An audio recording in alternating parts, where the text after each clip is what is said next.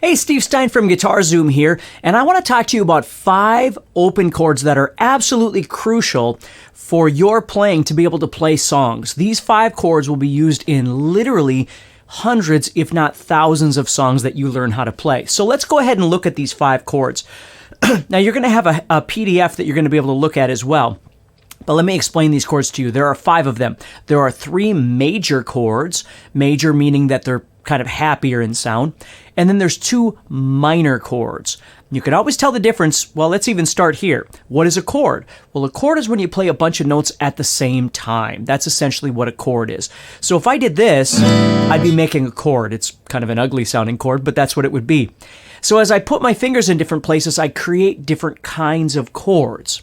Now, the 3 major or happier sounding chords are going to be G, C, and D. And when you see those chords written, people don't say like, oh, please play me a D major chord or play me an E major chord or whatever. We don't have to say the word major. We understand that the chord is major. So if I asked you to play a G chord, you know I'm talking about G major. I don't have to say that.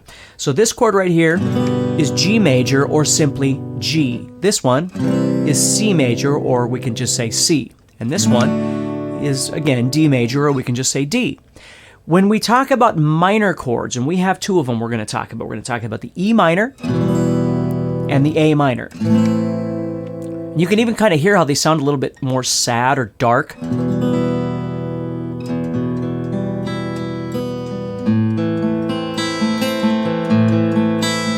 Okay, minor chords are always written with a little M behind it, so it would say A-M, or A for A minor, or E-M. The little M means minor. That way you always know. So if you want minor, you have to specify by saying minor. And when we write it, which again you'll be able to see in the PDF, it's written with a little M. Now, most songs use combinations of these chords.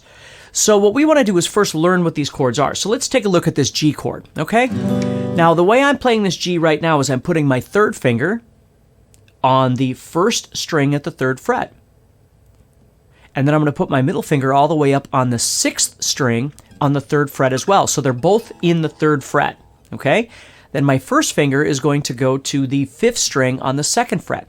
And always remember, when you're making chords, the goal is to make sure that you get close enough to the oncoming silver piece, which we call the fret wire. Don't get on top of it, because it'll sound weird, but get right next to it.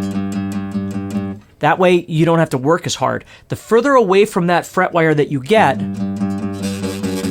the harder it is to press down that string. So the rule is always get as close as you can to that next fret wire, okay, with all your fingers. The second thing is make sure that your fingers are only touching the strings that you want them to press on. That way you're going to get the cleanest sounds possible. Okay? So this is your G chord, G major. This is your G chord. Very, very important chord. Okay? Now, once you've learned a chord, a really good thing for you to practice is a technique that I call bouncing, which is where you take your fingers and you pretend like they're super glued together.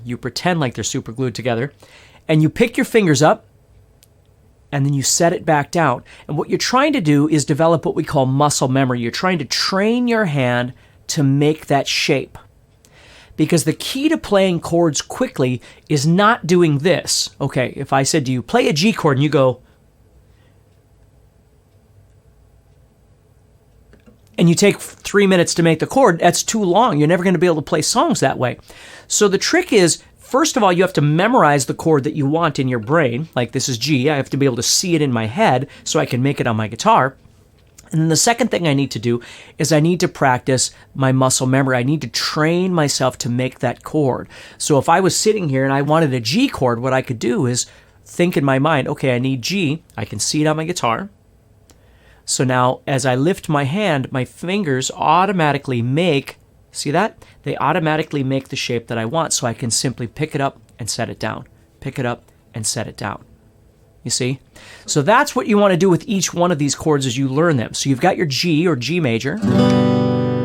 Okay? The next one is what we call a C chord or C major.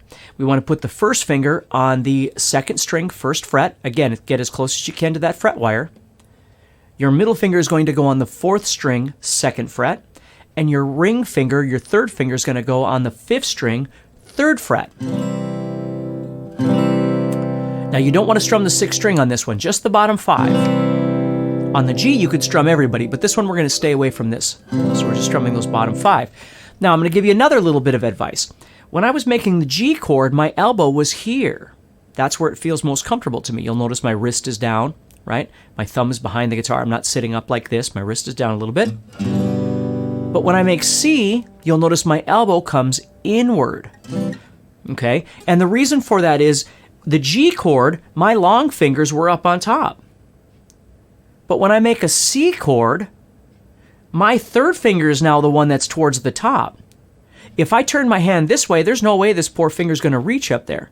But if I can turn inward, I give that finger more room to be able to reach. So I want you to be aware that this arm needs to be loose. You can't have it on your leg trying to do things. Keep your elbow loose, so if you want G, it goes here. If you want C, you can slide on in here, and you can turn the angle of your hand so that 3rd finger's got a fighting chance to get all the way up here. All right? Then our next chord is called the D, or D major chord. And this one is making a little triangle on the bottom here. We're taking our 1st finger, placing it on the 3rd string on the 2nd fret. We're putting our middle finger on the 1st string, also in the 2nd fret. And then we're taking our 3rd finger and placing it on the 2nd string on the 3rd fret. And again, I want to get as close to the fret wire as possible. And this one, I'm just going to strum the bottom 4 strings. Now, if I do accidentally strum too many strings, it's okay. It happens to all of us. But my directive is to try and hit the bottom 4. C, bottom 5.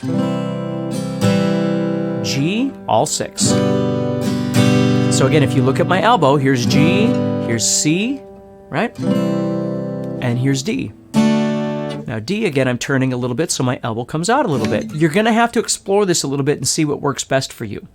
Okay? Then we move on to our 2 minor chords. We have E minor, which I play with my middle finger and 3rd finger on the 5th and 4th strings at the 2nd fret.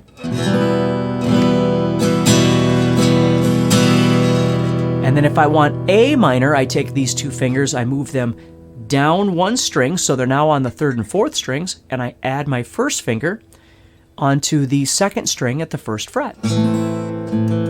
Now, don't be in a hurry to learn all 5 of these. If you don't know them all, you need to take them one at a time, okay? And develop each one by visualizing them, by bouncing them, right? Making sure that you're in the right position, making sure your elbow's in a comfortable place. E minor, again, E minor, my elbow can kind of be just about anywhere. A minor, kind of the same thing. Kind of comes out a little bit. But if I wanted C, I would turn in a little bit again and make that work. So we have a G major, or G, C major, or C, D major, or just D. Then we have E minor and A minor.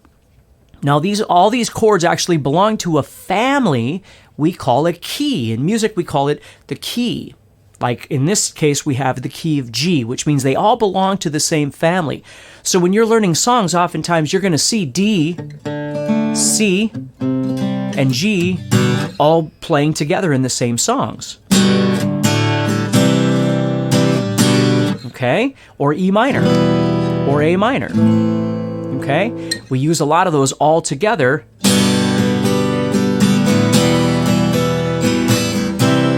when we play music. Okay? So the first step is memorizing each one individually. Don't be in a hurry. If you kind of know something in guitar, if you sort of know something, you don't really know it. Okay, you have to really know something to be able to use it and feel good about it and feel confident with it and perform with it, those sorts of things. So the trick is take each chord individually and really, really spend quality time learning to see it, learning to bounce it, and then clarifying it, making it as clean as possible, making sure you're in the right position and everything feels comfortable to you. Okay? Now, I'm going to give you one other little bonus thing. If you have done some of this before, and you'd like a little trick, I'm going to show you something else that's really cool.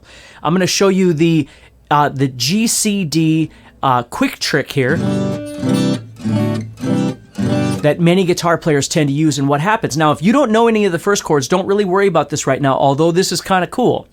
But let me show you this. Instead of playing G with 3 fingers, what I'm going to do is play G with 4 fingers. Now, this is not in your PDF, so you got to pay attention, okay?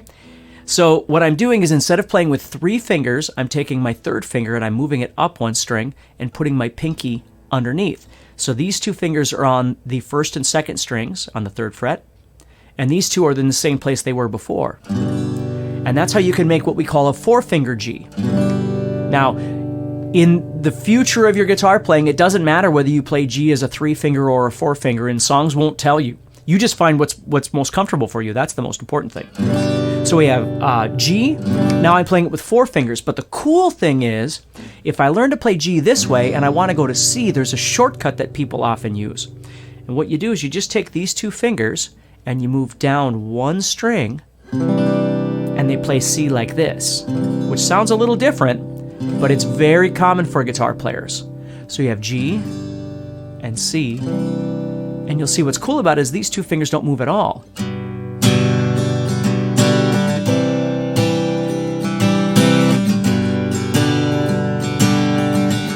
Let me play it the old way so you can hear the difference.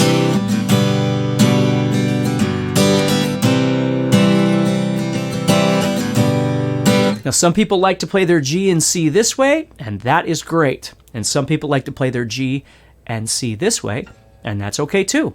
I'll play them both ways. It just depends on what I'm in the mood for. Again, I don't get hung up on whether the song tells me I'm supposed to play C a certain way. Whatever feels good is the way I tend to do it.